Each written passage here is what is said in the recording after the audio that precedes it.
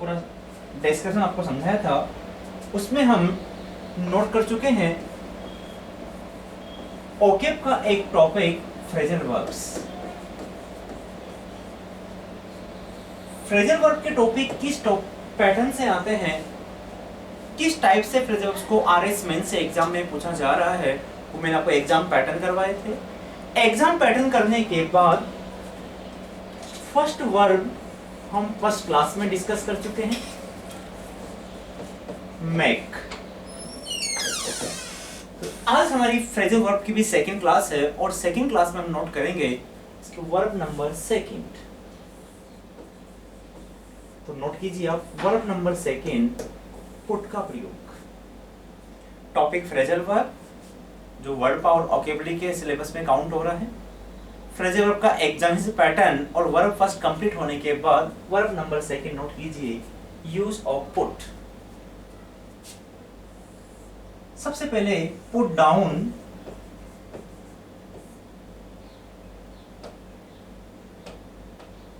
Put down का means होता है टू कंट्रोल, इट मीन्स नियंत्रण करना। पुट डाउन करना, नियंत्रण करना, कंट्रोल करना। पुट डाउन का एक और मीनिंग होता है टू राइट, इट मीन्स लिखना। Put down to control, control करना, नियंत्रण करना। एंड पुट डाउन का अनदर मीनिंग टू राइट, लिखना। पुट ऑन, पुट ऑन का मीन्स होता है पहनना, टू वियर। और इसका एक और मीनिंग होता है टू लिट, लाइट या लैंप जलाना।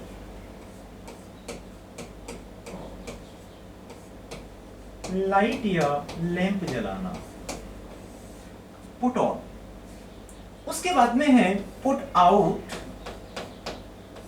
पुट आउट का मीन्स होता है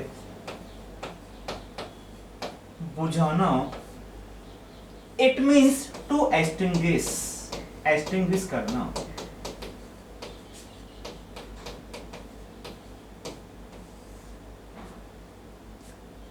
पुट आउट के बाद में आता है पुट ऑफ। पुट ऑफ का मीन्स होता है पोस्टपोन करना, स्थगित करना।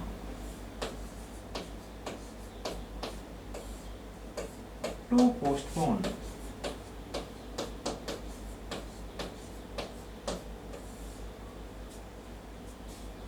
पुट ऑफ के बाद में आता है पुट बाय। पुट बाय का मीन्स होता है फ्यूचर के लिए सेव करना, भविष्य के लिए बचाना।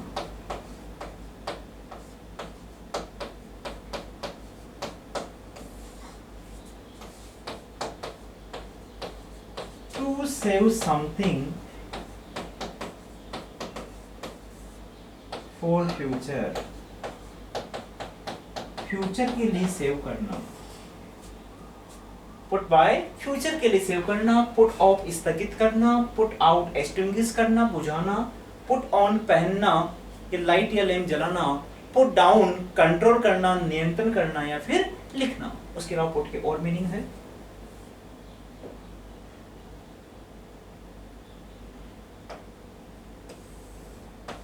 पुट फोर्थ, पुट फोर्थ का मीन्स होता है विकसित करना।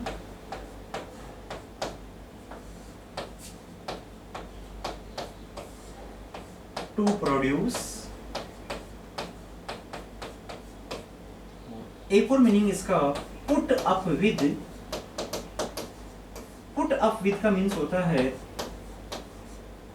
सहन करना, टॉलरेट करना। To tolerate.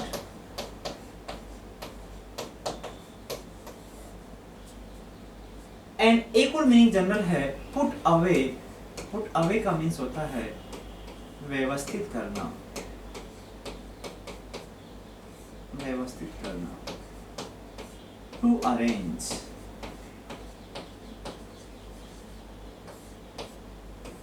ये नोट कर लीजिए आप पुट के कि put down, put off, put out, put on, put buy, put forth, put up with and put away का क्या क्या फ्रेजल वर्ब्स मीनिंग बनता है?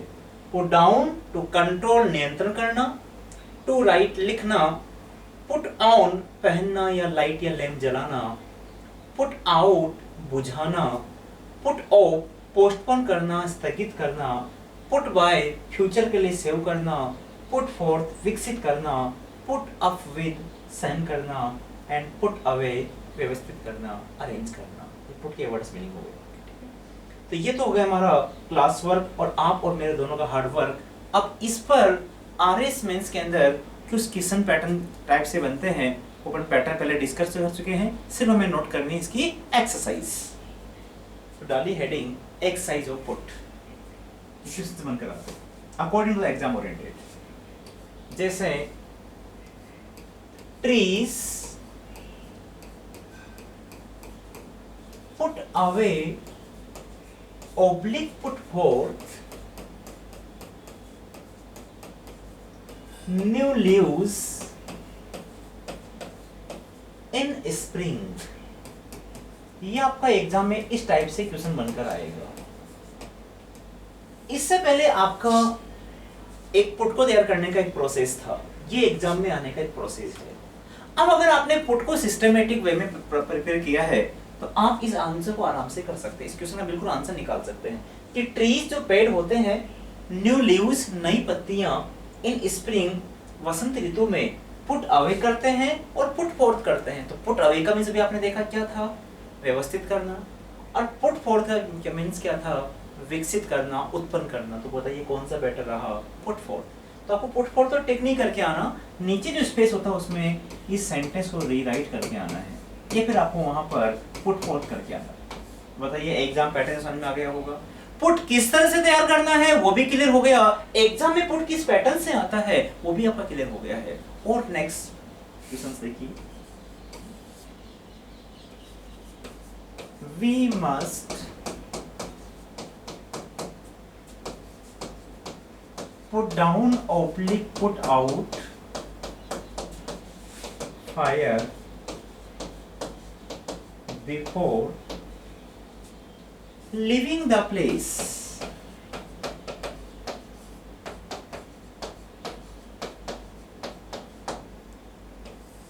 We must put down, put out fire before leaving the place। अब put down का means भी पता था, कंट्रोल करना, लिखना, और put out का मीन्स क्या था, बुझाना। तो जिस स्थान पर हम आग जलाते हैं, ठीक है, आपको एक इंस्ट्रक्शन दे रहा है कि we must हमें चाहिए, put down नियंत्रण करना, लिखना, और पुट आउट बुझाना। आपको किसी स्थान को छोड़ने से पहले, किसी स्थान को छोड़ने से पहले आपको कंट्रोल करके जाना चाहिए या आपको बुझा कर जाना चाहिए। तो ज्यादा अप्रोप्रिएट कौन सा रहेगा, put out. We must put out fire before leaving the place. ये इस तरह से क्वेश्चन पैटर्न बनकर आएंगे। कोई पुट के दो मीनिंग्स बनकर आ सकते हैं, ऐसा कभी नहीं होगा कि एक तो आ गया मेक आउट और एक आ जाए पुट आउट, ऐसा नहीं होगा। दोनों जो चूज करने के लिए बनेंगे, दोनों ही वर्ड किसके बनेंगे, पुट के ही बनेंगे। जैसा आपने 2016 का मेंस में देखा होगा कि मेकअप, मेक आउट। फिर 18 के मेंस में देखा होगा टेकन ओवर और टेकन इन। फिर अभी आपने 21 वाले मेंस में देखा होगा give up, sorry give in and give upon. ठीक है, तो अभी गिव इन सही था, इससे पहले वाले में टेकन इन सही था, उससे पहले हमारा मेक अप सही था। ठीक है, इस तरह दोनों सेम का ही दिए जाते हैं। और क्वेश्चन देखिए,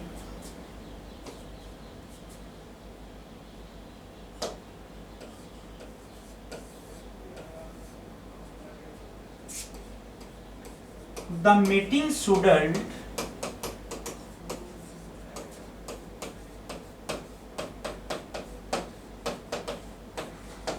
to be held at 5 p.m. was put out oblique put off।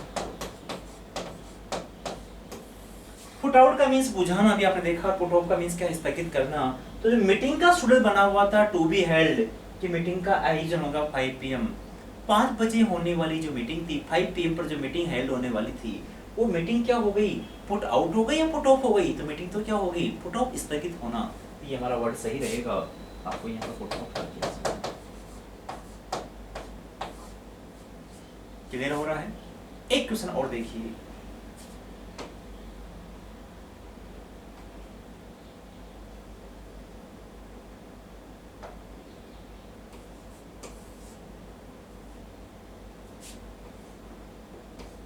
The army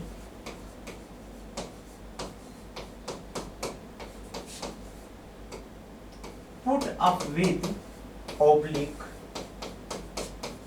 put down the revolt.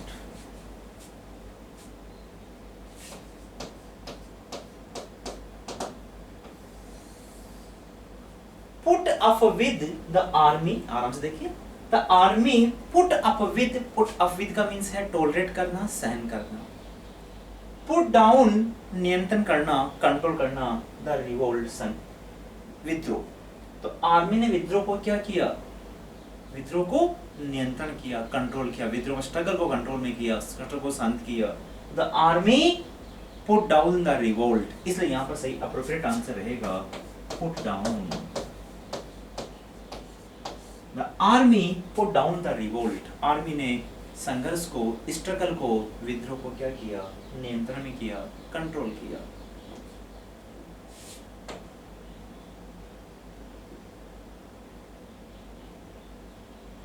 और एक इसका last question, I can not put away oblique put up with such an insult.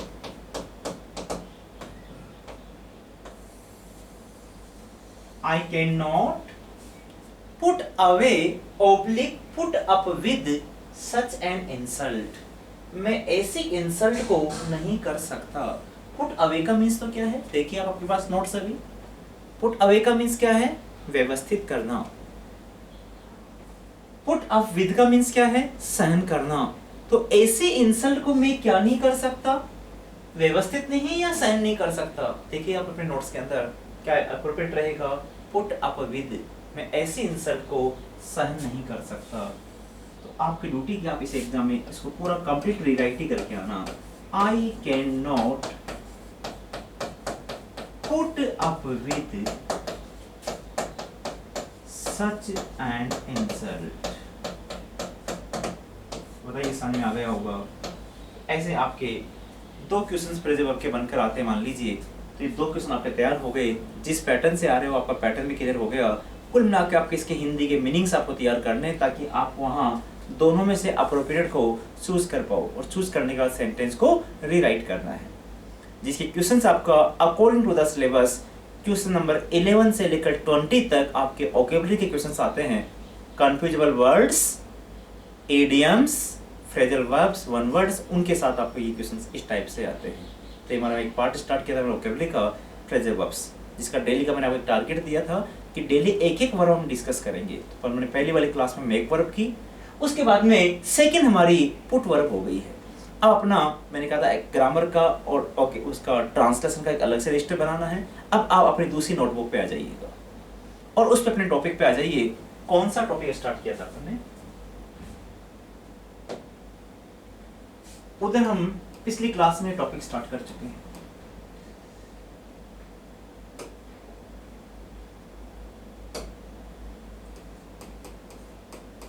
जो हमारे पूरे syllabus का और general English का पूरा बेस है, जिसमें पूरी ग्रामर टिकी हुई है और पूरे ट्रांसलेशंस टिके हुए हैं।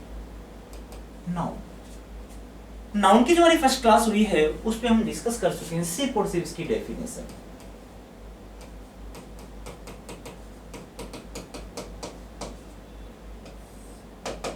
और डेफिनेशन के बाद में हमने इसी क्लास को यहाँ ड्रॉ किया था कि नेक्स्ट क्लास में हम डिस्कस करेंगे काइंड्स ऑफ नाउन, जहां से काफी सारा बेस क्लियर होगा और काफी सारे क्वेश्चंस क्लियर होंगे। तो यही मैंने ड्रॉ किया था क्लास को फर्स्ट को कि काइंड्स ऑफ नाउन से हमारी नेक्स्ट कंटिन्यू क्लास होगी। तो आ जाइए आप ग्रामर का फर्स्ट टॉपिक नाउन और उसकी सेकंड क्लास, तो उसका हेडिंग है काइंड्स ऑफ नाउन। नोट कीजिए।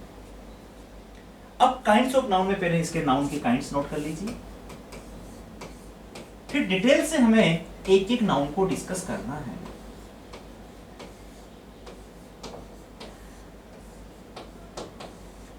फर्स्ट प्रॉपर नाउन, व्यक्तिवाचक संज्ञा।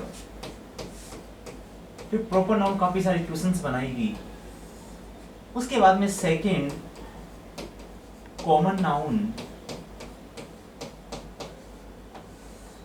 अब 21 वाला मेंस अगर आपने देखा हो, दिया हो किसी ने भी, तो दोनों क्वेश्चंस आपने क्वेश्चन फर्स्ट और क्वेश्चन सेकंड देखा होगा।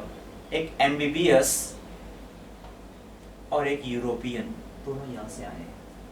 तभी आपके आगे रूल्स आएंगे कि कॉमन नाउन क्या होती है, ताकि पता किस तरह की यूरोपियन कॉमन नाउन है। फिर कॉमन नाउन के साथ कौन से आर्टिकल्स कब यूज होते हैं, कॉमन नाउन में ए और एन का यूज कब होता है, कॉमन नाउन में आर्टिकल्स कब यूज नहीं करते हैं, कॉमन नाउन में द आर्टिकल का यूज कब करते हैं, हम कॉमन नाउन्स की लिमिटेशंस लिखेंगे। इसलिए मैं डिटेल से पहले एक एक नाउन को लेना है, इसकी डेफिनेशन और साथ में उसकी लिमिटेशंस, उसके रूल्स, तब जाकर आपके कंसेप्ट क्लियर होते हैं, तब जाकर आप प्रॉपर हिंदी से इंग्लिश ट्रांसलेशन बना सकते हैं। उसके बाद में थर्ड है कलेक्टिव नाउन। फोर्थ हमारा मटेरियल नाउन।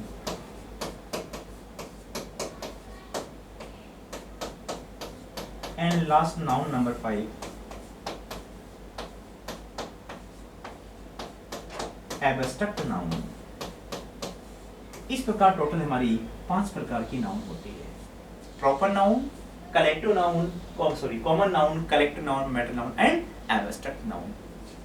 तो आपके आरएस मेंस में बाकी के जो 3 पेपर्स होते हैं हमारे फर्स्ट सेकंड थर्ड, उसमें सब्जेक्टिविटी क्वेश्चंस बनते हैं कि 2 मार्क्स 2 शब्दों में, 20 शब्दों का, 50 शब्दों में। ऐसा हमारा इंग्लिश में नहीं बनने वाला है, इसलिए ऐसा कोई क्वेश्चन नहीं बनेगा कि what is noun define in 20 words, how many kinds of noun, give 2 examples of every noun. ऐसा नहीं बनता है यहाँ पर। ये तो इंग्लिश की एक बिल्डिंग बनाने के लिए, ताकि हम किसी पर वर्ड को लिखें तो किस वर्ड को किस प्रकार से लिखना है, किस वर्ड का ट्रांसलेशन कैसे बनेगा, कौन सा सेंटेंस मेकिंग कैसे होता है, उसके लिए अपन इंग्लिश के सारा एक सिस्टम को डेवलप करते हैं, ताकि हमें ये पता चल सके कि प्रॉपर नाउन में वर्ब कौन सी यूज करनी है, कॉमन नाउन के साथ आर्टिकल कौन सा लगाना है, कलेक्टिव नाउन सिंगुलर वर्ब कब लेती है और प्लूरल वर्ब कब आता है, मटेरियल नाउन के साथ में ए का यूज करते या नहीं करते हैं, एब्स्ट्रैक्ट नाउन में आर्टिकल कब नहीं आता और एब्स्ट्रैक्ट नाउन के साथ में द आर्टिकल कब लगाते हैं, ताकि किसी प्रकार का हम ट्रांसलेशन कर रहे हो तो भी हमें पता चल जाए, और कहीं हमारा ग्रामेटिकल वाले एरर के क्वेश्चंस आए तो भी हमारे सोल्व हो जाए। इसलिए हम डिटेल से इन कंसेप्ट्स को तैयार करते हैं, तब जाकर हमारे इंग्लिश से सारे क्वेश्चंस कंप्लीट सही होते हैं। तो आप 5 काइंड्स नोट कर लीजिए और डालिए heading noun number first proper noun. Noun first proper noun.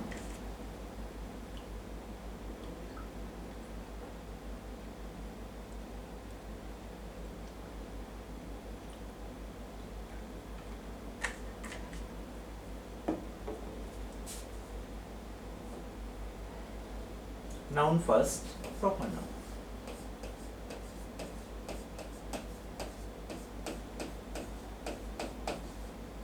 अब प्रॉपर नाउन क्या होती है, कौन सा ऑक्सफोर्ड डिक्शनरी या कौन सा वर्ड प्रॉपर नाउन में काउंट होगा, वो उसकी definition. Proper noun denotes, proper noun दर्शाती है, इट का मींस प्रॉपर नाउन, ये नाउन डिनोट करती है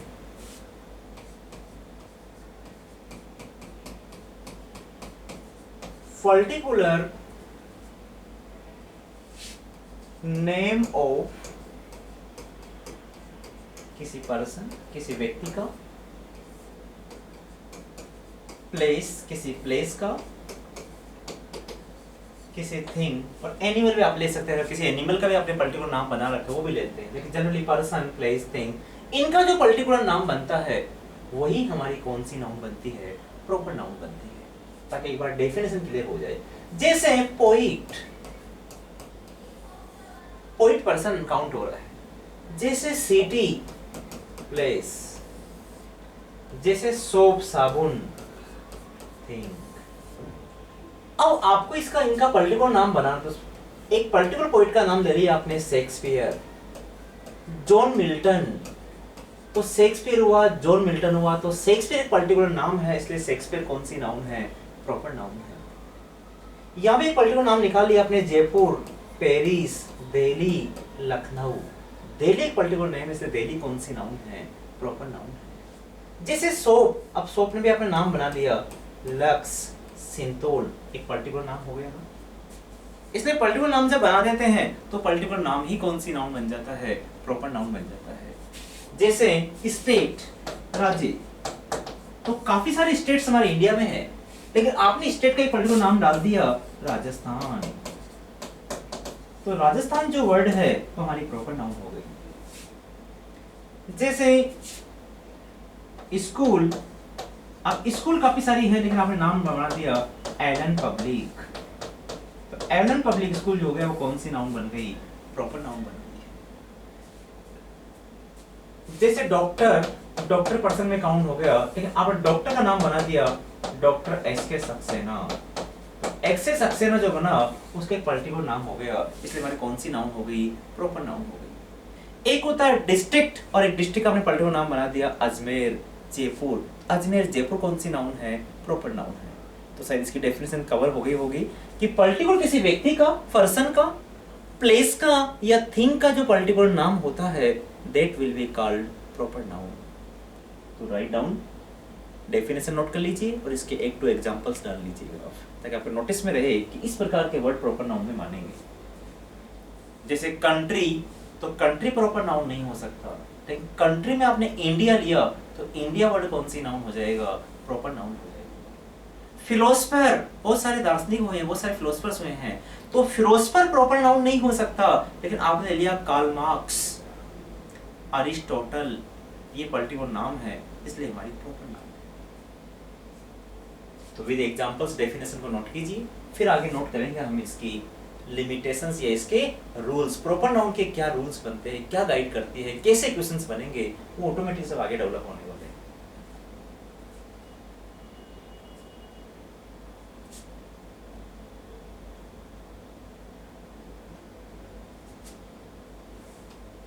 अब डालिए इसके आप rule number first, proper noun का फर्स्ट रूल क्या है?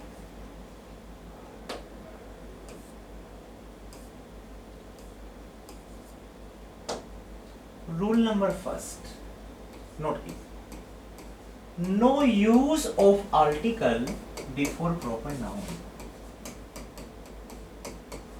प्रॉपर नाउन से पहले किसी भी आर्टिकल का प्रयोग नहीं होता है।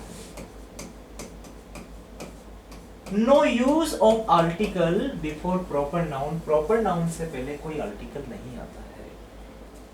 अब मान लीजिए क्लास को हम या प्रॉपर नाउन को हम स्टार्ट यहां से करते कि प्रॉपर नाउन से पहले कोई आर्टिकल नहीं आता, तो आपके माइंड में एक डाउट रह सकता है कि चलो प्रॉपर नाउन के साथ किसी प्रकार के आर्टिकल का यूज नहीं होगा, लेकिन पहले ये क्लियर होना चाहिए कि व्हाट इज प्रॉपर नाउन। तो ये डाउट किसी के माइंड में अब नहीं है, क्योंकि रूल से पहले हम उसकी डेफिनेशन क्लियर कर चुके हैं कि what is proper noun, particular name of person, place and thing. तो जहां भी प्रॉपर नाउन आएगी उसके आगे कोई आर्टिकल आपको यूज नहीं करना है। से इंडिया, तो आगे आप कोई आर्टिकल यूज नहीं करोगे। शेक्सपियर, आगे आप कोई आर्टिकल यूज नहीं करोगे। दिल्ली, तो I went to Delhi, Delhi से पहले आप कोई आर्टिकल यूज नहीं करोगे, क्योंकि प्रॉपर नाउन से पहले किसी भी आर्टिकल का यूज नहीं करते हैं। जैसे शेक्सपियर, शेक्सपियर वाज एक ग्रेट पोइट या ग्रेट ड्रामाटिस्ट। शेक्सपियर एक पोइट भी रहे हैं और शेक्सपियर एक ड्रामाटिस्ट भी रहे, नाटककार भी रहे हैं। काफी पोइम्स शेक्सपियर ने लिखी है और काफी ड्रामास भी लिखे हैं। तो Shakespeare was a great poet, Shakespeare एक महान कवि थे। Shakespeare is a kind of proper noun. We don't use any kind of article before proper noun. अब प्रॉपर नाउन है वो क्लियर हुआ डेफिनेशन से, फिर आपको आर्टिकल करना है, वो रूल नंबर 1 से क्लियर होगा कि प्रॉपर नाउन से पहले तो कोई आर्टिकल यूज करते ही नहीं है, इसलिए आ जाएगा नो आर्टिकल। बताइए कंसेप्ट नंबर 1 क्लियर हुआ। अब देखो ये कंसेप्ट नंबर आपने जो 1 पढ़ा है, इस पर आपको एक नोट डालना होगा। नोट क्या डालना होगा? किसी न किसी कंडीशन के अंदर हम प्रॉपर नाउन के साथ में द आर्टिकल का भी प्रयोग करते हैं। तो अब प्रॉपर नाउन के साथ में द आर्टिकल किस कंडीशन में आता है वो डालेंगे आप एक नोट, नोट नंबर 1। तो पहले तो रूल 1 डाल लीजिए कि प्रॉपर नाउन से पहले किसी आर्टिकल का प्रयोग नहीं करना, और इस रूल 1 पर आप डालेंगे नोट नंबर फर्स्ट या नोट नंबर ए। फर्स्ट नोट क्या है, इसका एग्जाम्पल भी नोट करना। अब नोट फर्स्ट है,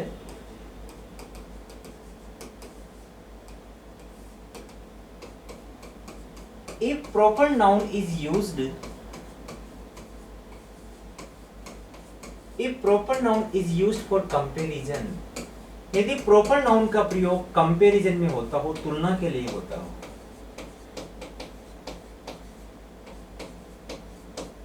यदि proper noun का प्रयोग कंपैरिजन के लिए हो, तुलना करने के लिए हो,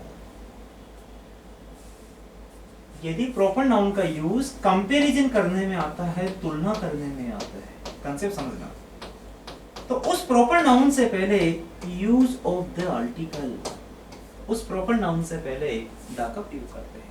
अगर हिंदी में लिखना, हिंदी में लिख लीजिए कि यदि प्रॉपर नाउन का प्रयोग कंपैरिजन करने में हो, तुलना करने में हो, तो उस प्रॉपर नाउन से पहले हम द आर्टिकल का प्रयोग करते हैं। यदि प्रॉपर नाउन का प्रयोग कंपैरिजन करने में हो, तुलना करने में हो, तो उस प्रॉपर नाउन का जो प्रयोग होता है वो किस में होता है, सॉरी, उस प्रॉपर नाउन से पहले द आर्टिकल का प्रयोग करते हैं। तो दो तुर्त आपके सामने बन गए। एक तो ये बन गया कि no use of article before proper noun, एक तो प्रॉपर नाउन से पहले कोई आर्टिकल ही नहीं आता, ये भी तुर्त है, ये भी सच्चाई है। और एक प्रॉपर नाउन से पहले द भी आता है, ये भी सही है, लेकिन किस केस में, जब कंपैरिजन वाला हो, जब तुलना करने वाला हो। तुलना कैसे होती है वो भी आगे का इश्यू है, लेकिन प्रॉपर नाउन जब कंपैरिजन में नहीं होगा तो आर्टिकल यूज नहीं करना। और जब प्रॉपर नाउन कंपैरिजन में होता है, तुलना करने में होता है, तो उस प्रॉपर नाउन से पहले हम किसका प्रयोग करते हैं, उस प्रॉपर नाउन से पहले द आर्टिकल का प्रयोग करते हैं। देखिए सीधा एग्जांपल,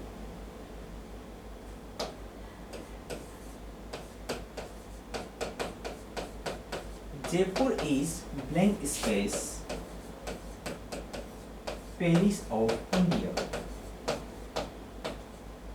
और सेकंड है Paris is a clean city या लार्ज सिटी, जो भी सेंटेंस आप बनाना चाहिए। अब यहां भी पेरिस से पहले आर्टिकल फिल करना है, यहां भी पेरिस से पहले आर्टिकल फिल करना है। और पेरिस एक किसी सिटी का पर्टिकुलर नेम होने से कौन सी नाउन हो गई, प्रॉपर नाउन हो गई।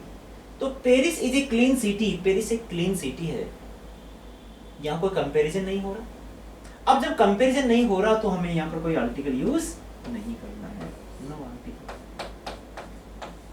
क्योंकि प्रॉपर नाउन से पहले कोई आर्टिकल यूज नहीं होगा। अब वर्ड तो वही है ना, पेरिस से प्रॉपर नाउन, लेकिन Jaipur is Paris of India, Jaipur is Paris of India, तो जयपुर का जो कंपैरिजन है, जयपुर का जो कंपैरिजन है वो किससे किया जा रहा है, पेरिस से किया जा रहा है। जयपुर इज पेरिस, तो जयपुर का कंपैरिजन पेरिस से हो रहा है, ये वाली प्रॉपर नाउन जो है वो किस में आ गई, कंपैरिजन में आ गई, तुलना करने में आ गई।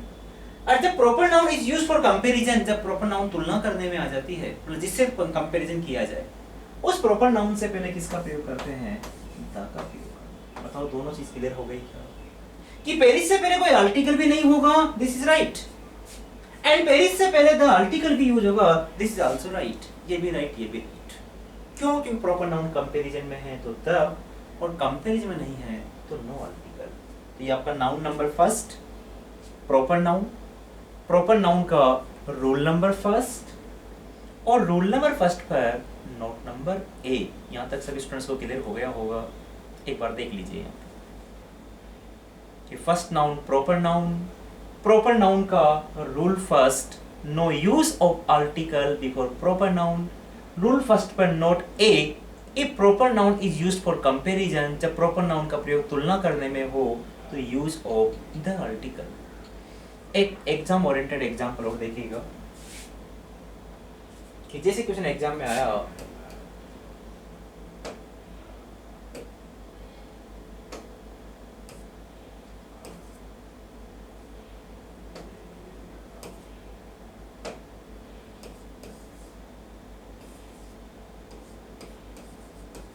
the Kashmir is Switzerland of India। RS में आने का पैटर्न ये रहेगा। उसे प्रैक्टिस थी हमारी कि प्रॉपर नाउन किसे, उसका रोल नंबर 1 क्या, उसका नोट नंबर क्या। लेकिन आरएस में जो क्वेश्चन आएगा वो उसका एग्जाम पैटर्न से डिट्टो ही रहेगा। जैसे आप प्रीवियस पेपर्स देख रहे हैं 16, 18, 21 के मेंस के एग्जाम पैटर्न के अकॉर्डिंग। तो the Kashmir is Switzerland of India, इस सेंटेंस आप करेक्ट करके आना है। तो करेक्ट करने से पहले आप पहचान गए कि कश्मीर प्रॉपर नाउन है, वो डेफिनेशन से। स्विट्जरलैंड प्रॉपर नाउन है, वो भी डेफिनेशन से। और इंडिया भी प्रॉपर नाउन है, वो भी आप डेफिनेशन से। ये तो आपने डेफिनेशन आपको यहां तक पहुंचाएगा। अब इसमें क्या मिस्टेक है, रूल नंबर 1 था कि प्रॉपर नाउन से पहले कोई आर्टिकल नहीं आता अगर कंपैरिजन नहीं हो। तो कश्मीर यहां कोई कंपैरिजन नहीं हो रहा, इसलिए यहां पर गलत। इंडिया से पहले कोई आर्टिकल नहीं है, वो सही। अब जैसे जयपुर का कंपैरिजन हम किससे कर रहे हैं, पेरिस से, ऐसे ही कश्मीर का किससे किया जा रहा है यहाँ पे, स्विट्जरलैंड से। इस वाली प्रॉपर नाउन से पहले क्या लग जाएगा, तो आपको दोनों चीज समझ में आ गई होगी कि कश्मीर के आगे कोई आर्टिकल क्यों नहीं आ रहा है, ये भी क्लियर, क्योंकि प्रॉपर नाउन से पहले कोई आर्टिकल नहीं आता। और स्विट्जरलैंड से पहले द का प्रयोग क्यों हो रहा है, क्योंकि यहाँ कश्मीर का कंपैरिजन स्विट्जरलैंड से किया जा रहा है। और जब प्रॉपर नाउन कंपैरिजन में आती है उससे पहले हम, तो आपको वहां कुछ नहीं करना, ऐसे करेक्शन वगैरह वहां आरएस में नहीं करना है। यहाँ तो क्वेश्चन प्रिंट होकर आएगा, नीचे जो स्पेस आता है उस स्पेस में आपको सेंटेंस को रीराइट करके आना है।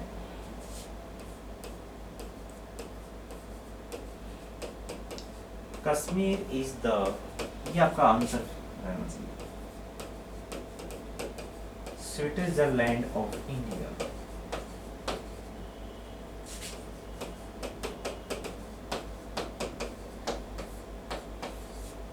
ऐसा पेपर में प्रिंट होकर रहेगा और ऐसी प्रिंटिंग एग्जामिनी की होनी चाहिए, परीक्षार्थी की होनी चाहिए। ये एग्जामिनर का काम है, पेपर में ऐसा रहेगा, आपको सिर्फ ऐसा करना है, ऐसा कोई करेक्शन वगैरह कुछ नहीं करना, डायरेक्टली ये करके आना है।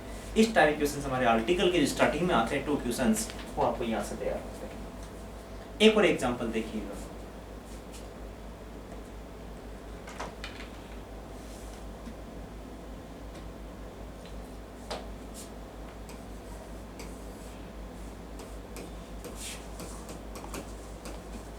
कालिदास इज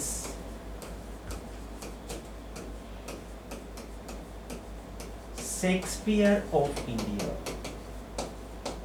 किसी भी कंपेयर किससे किया जा सकता है, जर्मनी, पेरिस वहां पर आए, स्विट्जरलैंड वहां पर आए, कैसा भी क्वेश्चन आ सकता है। तो जैसे जयपुर का आपने पेरिस से कंपैरिजन किया, कश्मीर का स्विट्जरलैंड से किया, ऐसे ही कालिदास का कंपैरिजन किससे किया जा रहा है, शेक्सपियर से किया जा रहा है। तो यहाँ पर कौन आना चाहिए, द। तो वही आप यहाँ पर द का यूज करते हुए इस सेंटेंस को रीराइट करके आएंगे, क्योंकि यहाँ भी प्रॉपर नाउन को कंपैरिजन में लिया गया है। और जब प्रॉपर नाउन कंपैरिजन में होती है तो उस प्रॉपर नाउन से पहले कौन से आर्टिकल का यूज करेगा। तो ये था हमारा नोट नंबर ए। क्लास को कंटिन्यू आगे बढ़ाते हुए अब डालेंगे note number B, proper noun का नोट नंबर बी।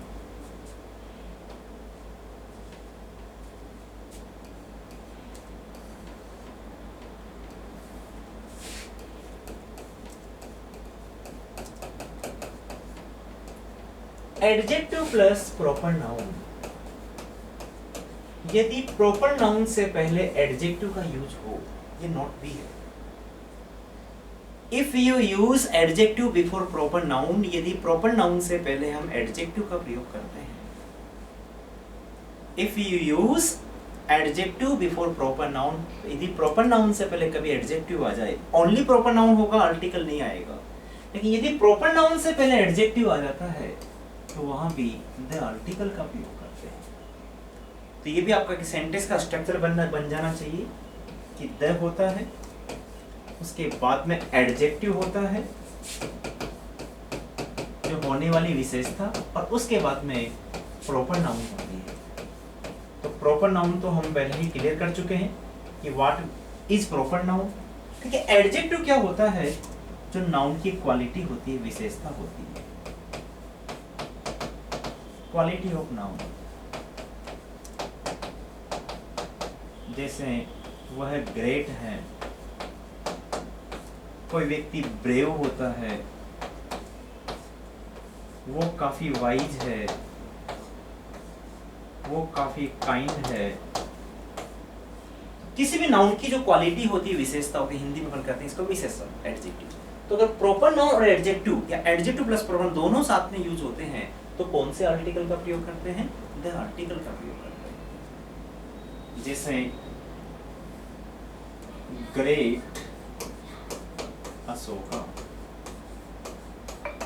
महान अशोक। तो राजा अशोक जो था, तो अशोका तो कौन सी नाउन हो गई? Proper noun, particular name.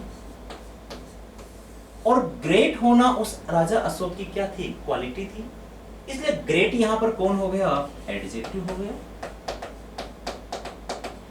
और एडजेक्टिव प्लस प्रॉपर नाउन दोनों कंटिन्यू साथ में हो तो कौन से आर्टिकल का प्रयोग करते हैं? द का। इसलिए ओनली ग्रेट अशोका लिखते हैं, वो भी रॉन्ग। एक ग्रेट अशोका मेंशन किया जाता है, वो भी रॉन्ग। सही क्या होता है? The great Ashoka. तो एडजेक्टिव प्लस प्रॉपर नाउन वहां पर भी किसका यूज किया जाता है? द आर्टिकल का प्रयोग करते हैं। इसका क्वेश्चन कैसे बनेगा? क्वेश्चन वही पैटर्न, जिस पैटर्न से आपका क्वेश्चन आते उस टाइप में आएगा। जैसे ए wise Solomon fought many battles। अब बैटल्स प्रॉपर नाउन नहीं, फोर्ट प्रॉपर नाउन नहीं, लेकिन एक किंग का नाम था, एक राजा का नाम था सोलोमन। तो प्रॉपर नाउन की डेफिनेशन से आप यहां तक रीच कर रहे हैं कि सोलोमन एक पर्टिकुलर किंग का नेम, इसलिए सोलोमन हमारी पी प्रॉपर नाउन। और वाइज होना, बुद्धिमान होना, उसकी क्या हो गई? क्वालिटी हो गई। जो क्वालिटी होती है वो एडजेक्टिव हो गया, इसलिए वाइज हो गया ए। ए मींस एडजेक्टिव। और ए प्लस पी बराबर द। यहां से रॉन्ग हो गया। ए का मींस एडजेक्टिव, पी का मींस प्रॉपर नाउन। और एडजेक्टिव प्लस प्रॉपर नाउन जब दोनों कंटिन्यू साथ में यूज होती है तो कौन से आर्टिकल का प्रयोग करते हैं? द का प्रयोग करते हैं। इसलिए हमारा वहां पर सही बनेगा। इसका करेक्ट सेंटेंस आपको मेंशन करके आएंगे, आपको एग्जाम मेंशन करके आना है। The wise Solomon, the wise Solomon fought many battles। ये आपका आंसर करते हो। तो सेकंड नोट क्लियर हो गया होगा कि एडजेक्टिव प्लस प्रॉपर नाउन के साथ में भी कौन से आर्टिकल का प्रयोग करते हैं? द का प्रयोग करते हैं, ताकि एक सेंटेंस का स्ट्रक्चर बनता है कि the plus adjective plus proper noun. यहाँ तक नोट कीजिए, फिर आगे कंटिन्यू क्लास को कंटिन्यू करेंगे नोट नंबर सी से।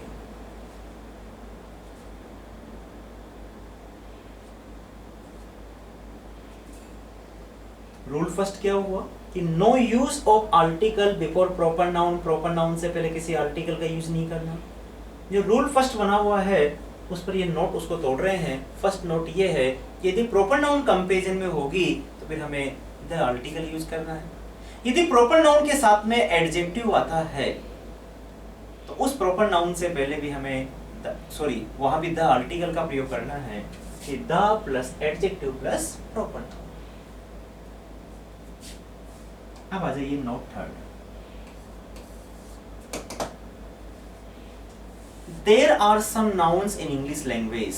कुछ ऐसी प्रॉपर नाउन्स होती है, there are some proper nouns, कुछ ऐसी प्रॉपर नाउन्स होती है जिनके साथ में हम द का प्रयोग करते हैं। वो एक्सेप्शन है, इसको हमें अपवाद भी मान सकते हैं। जैसे एक प्रॉपर नाउन तो ये रही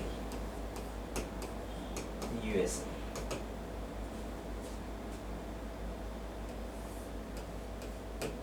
UK, USSR,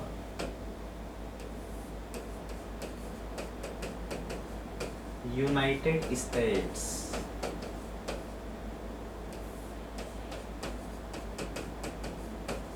United Nations,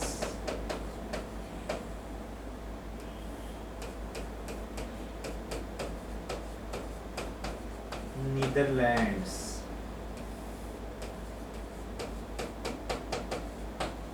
West Indies. तो ये ऐसी प्रॉपर नाउन्स होती है जिन प्रॉपर नाउन से पहले हम द आर्टिकल का प्रयोग करते हैं।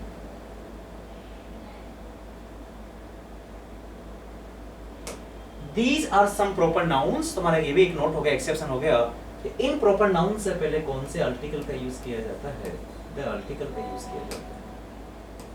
The USA, the UK, the USSR, the United states, the United Nations, the Netherlands and the West Indies। These are some proper nouns। ये हमारी कुछ ऐसी proper nouns है जिनसे पहले हम इन आर्टिकल्स का प्रयोग करते हैं। क्लियर? तो नोट फर्स्ट, नोट सेकंड या नोट थर्ड, इनको एबीसी भी नाम दे सकते हैं आप। नोट ए, नोट बी, नोट सी।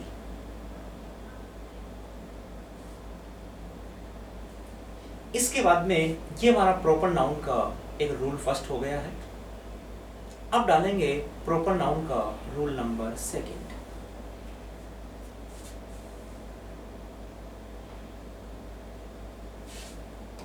अभी नाउन फर्स्ट ही है लेकिन उसका एक रूल चेंज कर दिया मैंने, रूल नंबर सेकंड।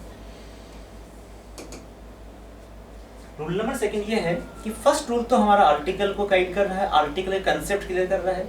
अब रूल जो सेकंड है प्रॉपर नाउन का, वो हमारे वर्ब वाले टॉपिक को, टेंस वाले टॉपिक को, टेंस वाला कंसेप्ट क्लियर करेगा। तो वो कंसेप्ट ये है कि जो प्रॉपर नाउन होती है, पहले समझ लें इसको।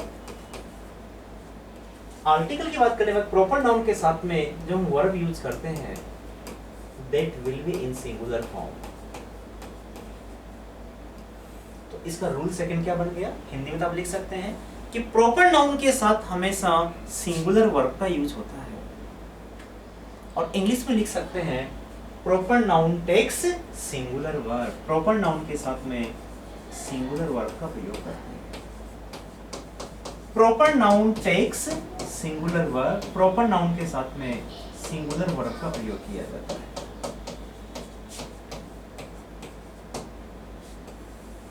Proper noun takes singular verb. ऐसे डायग्रामेटिक भी नोट कर सकते हैं कि proper noun plus singular verb. Proper noun के साथ में जो वर्ब आएगी वो वर्ब क्या होगी? वो वर्ब सिंगुलर होगी। अब प्रॉपर नाउन तो आइडेंटिफाई कर चुके हैं आप, इसके कंसेप्ट भी पढ़ चुके हैं, आर्टिकल भी यूज कर चुके हैं आप इसके साथ में, लेकिन अब वर्ब का पता कैसे चलेगा कि वर्ब सिंगुलर कैसी होती है? तो देखो, इंग्लिश लैंग्वेज में जो वर्ब की फर्स्ट फॉर्म होती है, ये फर्स्ट फॉर्म ऑलवेज प्लूरल होती है। हर वर्ब ऑलवेज प्लूरल। अगर वर्ब की फर्स्ट फॉर्म के साथ में हम एस या ईएस का यूज करते हैं तो वो वर्ब जो बन जाती है वो वर्ब सिंगुलर बन जाती है। ओनली वर्ब की फर्स्ट फॉर्म प्लूरल होगी, और उस वर्ब की फर्स्ट फॉर्म के साथ यदि एस या ईएस का यूज करते हैं तो वो क्या बन जाता है? सिंगुलर बन जाता है। अब जैसे एक वर्ब डाली मैंने मेक, तो अब आपको बिल्कुल अच्छी तरह क्लियर है सबको कि मेक जो है वो सिंगुलर है या प्लूरल है। देखिए, मेक वर्ब है, हर वर्ब ऑलवेज प्लूरल होता है। अगर उसमें एस या ईएस ऐड करते हैं तब जाकर वो सिंगुलर बनता है। तो एक वर्ड मैंने मेक डाल दिया, एक वर्ड मैंने मैक्स डाल दिया, तो मेक वर्ब में जो एस और ईएस ऐड हो रहा है, इसका मतलब मैक्स वर्ब कर रहा है सिंगुलर का। मैक्स किसका वर्ब कर रहा है? सिंगुलर। और मेक क्या बन गया? प्लूरल बन गया। ऐसा हर वर्ब के साथ होगा। जैसे एक वर्ब मैंने लिखा यहाँ पर प्रेजेंट, प्रस्तुत करना, और एक लिख दिया मैंने प्रेजेंट्स, तो अब बिल्कुल सबका अच्छी तरह बिल्कुल ओपन चीज है। यहाँ पर इतना डिफिकल्ट नहीं, इंग्लिश के अंदर बिल्कुल हर चीज ओपन सामने। अगर सिस्टमेटिक वैसे पढ़ते हैं तो किसी प्रकार की डिफिकल्ट इंग्लिश में नहीं आती, इतना इजी गोइंग सब्जेक्ट है। जैसे प्रेजेंट, अब हर वर्ब क्या होती है? प्लूरल, तो प्रेजेंट प्लूरल हो गया। बस एक कंसेप्ट और एक सिस्टम होना चाहिए। उसमें एस या ईएस ऐड करते हैं, जैसे प्रेजेंट प्रेजेंट्स किया तो वो क्या बन गया? सिंगुलर बन गया। अब ऊपर भी ओपन है कि प्रॉपर नाउन के साथ में वर्ब कौन सी लगानी है? सिंगुलर लगानी है। तो प्रॉपर नाउन के साथ यदि आपको प्रेजेंट या प्रेजेंट्स लगाना हो तो आप क्या यूज करेंगे? प्रेजेंट्स, क्योंकि सिंगुलर है। प्रॉपर नाउन के साथ में आपको मेक या मैक्स लिखना हो तो मेक करेंगे मैक्स, मैक्स, क्योंकि मैक्स सिंगुलर है, तो प्रॉपर नाउन के साथ वर्ब कौन सी आती है? सिंगुलर आती है।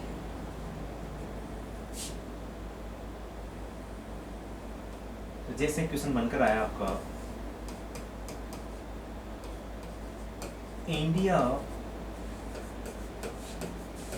Present its culture in various forms. Bharat अपनी संस्कृति को विभिन्न स्वरूपों में प्रकट करता है। ये सेंटेंस आया। अब आपके यहाँ पर 3 नंबर का क्वेश्चन आरएस में आ सकता है। 1 नंबर का तो ये सेंटेंस करेक्शन हो गया, जिसमें आपको सेंटेंस को रीराइट करके आना है करेक्ट करते हुए। इनकरेक्ट सेंटेंस आएंगे 10। यूपीएससी में आईएएस मेंस में भी हमारे 10 इनकरेक्ट सेंटेंसेस आते हैं। और एक आपका ट्रांसलेशन भी आ सकता है। तो आपका ट्रांसलेशन बिना नाउन के क्यों रॉन्ग होते हैं, वो यही सिस्टम है। तो ट्रांसलेशन आया कि भारत अपनी संस्कृति को विभिन्न स्वरूपों में प्रदर्शित करता है। आप ये भारत की इंग्लिश में लिखकर आया हूँ इंडिया, प्रस्तुत करना कि मैंने प्रेजेंट लिख दी, संस्कृति कल्चर लिख दी, फिर मेरे 2 में से 2 ट्रांसलेशन में मार्क्स क्यों नहीं आए? वो यही रीजन है कि हम उसमें कुछ ना कुछ ग्रामेटिकल एरर कर देते हैं। तो प्रॉपर नाउन का पहला नियम था कि आर्टिकल नहीं आता, तो उसके हिसाब से तो इंडिया सही है, कोई आर्टिकल नहीं आ रहा। लेकिन रूल नंबर 2 क्या था कि प्रॉपर नाउन के साथ में वर्ब कौन सी आती है? सिंगुलर आती है। और सिंगुलर वर्ब क्या होती है जिसमें क्या यूज हो? एस या ईएस। तो बताइए यहाँ सिंगुलर वर्ब है क्या? ओनली प्रेजेंट ही है ना, तो प्लूरल है। अब प्रॉपर नाउन और वर्ब प्लूरल, और कंसेप्ट आपके पास में है कि प्रॉपर नाउन के साथ वर्ब सिंगुलर। सिंगुलर क्या बनता है इसका? प्रेजेंट्स। फिर आपको एग्जाम में इसमें यहाँ प्रेजेंट्स लिखते हुए सेंटेंस को रीराइट करके आना है। India presents its culture in various forms, in various form. और आपका आंसर मैंने आपसे कहा था कि नाउन आपके ट्रांसलेशन को, पूरे इंग्लिश के बेस को, पूरे सिलेबस को, पूरे एग्जाम सिस्टम को स्ट्रॉन्ग करता है। पूरा आपका बेस बनता है यहाँ से कि किस प्रकार के वर्ड के साथ कैसा आर्टिकल, किस प्रकार के वर्ड के साथ में किस प्रकार की वर्ब यूज करनी है, वो सारे कंसेप्ट हमारे तैयार होते हैं। तो हम इंडिविजुअल एक नाउन को इस प्रकार डिटेल से डिस्कस करेंगे। आज हमने एक नाउन स्टार्ट की थी, सिर्फ और सिर्फ फर्स्ट नाउन प्रॉपर नाउन। सबसे पहले हमने उसकी डेफिनेशन नोट की कि what is the definition of proper noun. फिर उसके हमने कंसेप्ट बनाए। पहला कंसेप्ट बनाया कि उसके साथ में कोई आर्टिकल नहीं आता। फिर उसके ऊपर हमने 3 नोट डाले, node first, note second, note third. Node first ये था कि कंपैरिजन वाला, नोट सेकंड जब एडजेक्टिव साथ में आता है, और नोट थर्ड में कुछ एक्सेप्शन वर्ड्स मैंने आपको सामने लिखा है। फिर उसके बाद में प्रॉपर नाउन का सेकंड रूल आया कि प्रॉपर नाउन के साथ में वर्ब कौन सी यूज करनी है?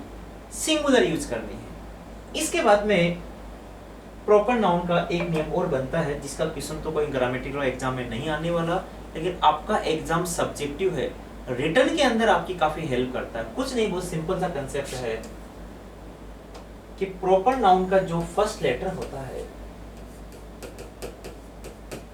वो प्रॉपर नाउन का जो फर्स्ट लेटर होता है, वो फर्स्ट लेटर कैपिटल होता है, कैपिटल फॉर्म में लिखा जाता है। बस ये कंसेप्ट है। तो आरएस मेंस में आप पूरी आंसर शीट के अंदर जहां जहां भी प्रॉपर नाउन लिखकर आएंगे, चाहे सेंटेंस के बीच में, बिगनिंग में, लास्ट में, उस प्रॉपर नाउन का फर्स्ट लेटर आप कैसा लिखकर आएंगे?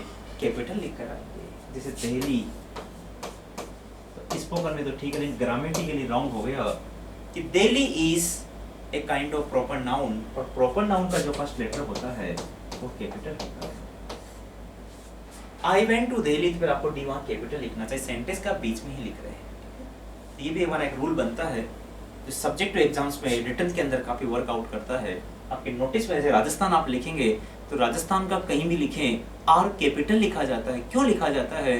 कि राजस्थान की स्टेट का पर्टिकुलर नेम है, इसलिए राजस्थान प्रॉपर नाउन है, और प्रॉपर नाउन का फर्स्ट लेटर कैपिटल लिखा जाता है। तो मैं मानता हूँ शायद आज हमारी फर्स्ट नाउन थी, आपको सबको समझ में आई होगी, जिसके 3 नियम मेजर नियम हैं जो सब्जेक्ट टू एग्जाम में भी काफी रोल प्ले करते हैं। फर्स्ट आर्टिकल के रिगार्डिंग, सेकंड वर्ब के रिगार्डिंग, और थर्ड फर्स्ट लेटर कैपिटल। इसी प्रोसेस से हम नेक्स्ट क्लास के अंदर नाउन नंबर 2 कंटिन्यू करेंगे।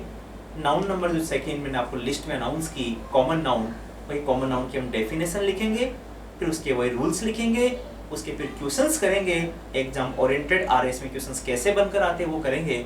जैसे अभी वाले मेंस में 2 क्वेश्चंस आए थे, उसके फिर कलेक्टिव नाउन, फिर मैटेरियल नाउन, फिर एब्स्ट्रैक्ट नाउन, इसी प्रोसेस से हमारा चलता रहेगा।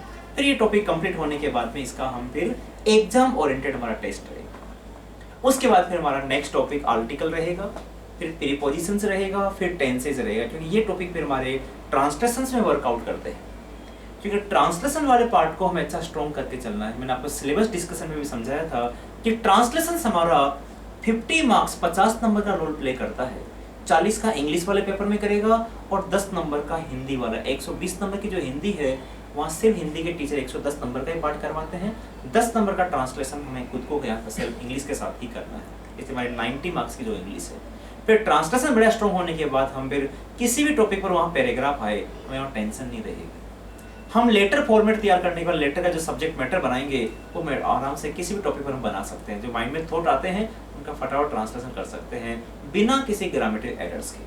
तो okay, all the best. Questions पूछ लो।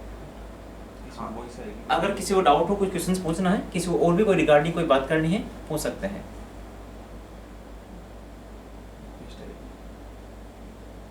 जिसको कोई क्वेश्चंस पूछना हो, या आज की क्लास में कोई चीज समझ में नहीं आई हो, या पिछली क्लास में कोई डाउट हो, या सिलेबस के रिगार्डिंग कोई बात करनी हो, कोई पूछना हो,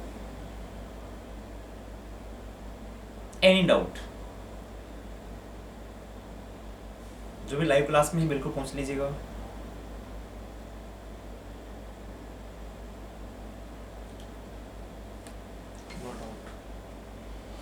किसी को कोई डाउट है? किसे प्रॉपर नाउन किसे कहेंगे, रूल फर्स्ट क्या है, सेकंड क्या है, नोट क्या है, क्वेश्चंस किस पैटर्न से आता है आरएस में, वो जिसको भी डाउट हो।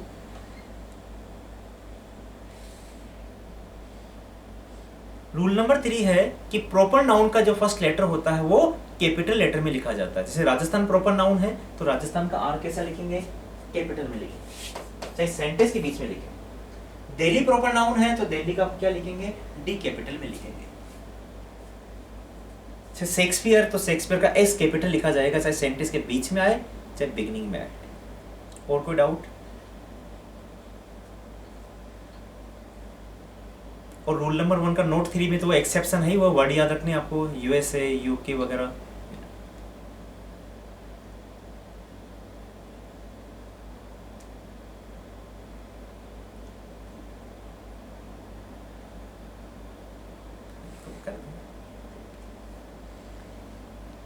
और कोई प्रॉब्लम किसी को भी सिलेबस के रिगार्डिंग, ठीक है, और टेस्ट पेपर के रिगार्डिंग, पिछली वाली क्लास के रिगार्डिंग?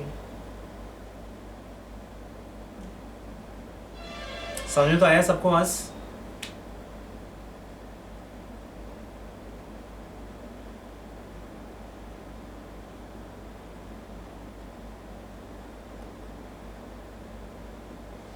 ओके है ना, लीव द मीटिंग है, क्लास को लीव कर दीजिए।